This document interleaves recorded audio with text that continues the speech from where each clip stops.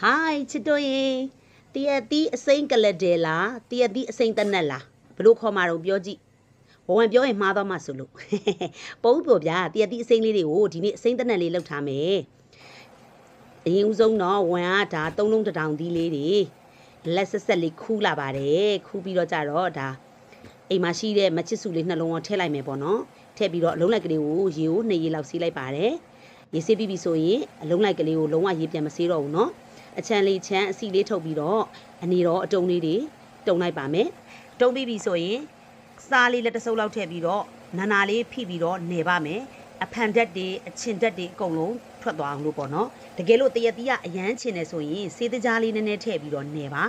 ကဲဒီမှာအရေးတွေထွက်လာပြီနော်အရေးတွေဖယ်လိုက်မယ်ဖယ်ပြီးတော့စကားလေးထဲမှာ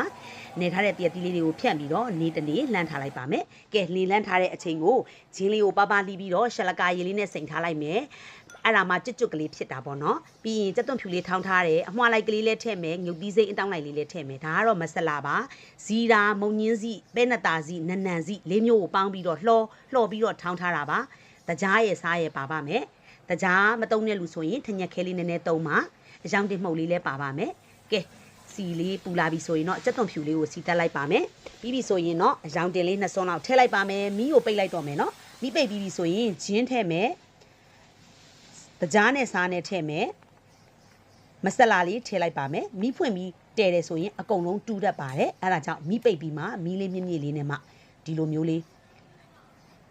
စီတက်လိုက်တာပါပြီးပြီဆိုရင်ကြက်သွန်ဖြူနဲ့ငုတ်သီးစိမ့်လေးထည့်လိုက်ပါမယ်ထည့်ပြီးတော့မှွေလိုက်ပါမယ်ဒါကို COA နေအောင်ထိထားလိုက်ပါတော့မယ်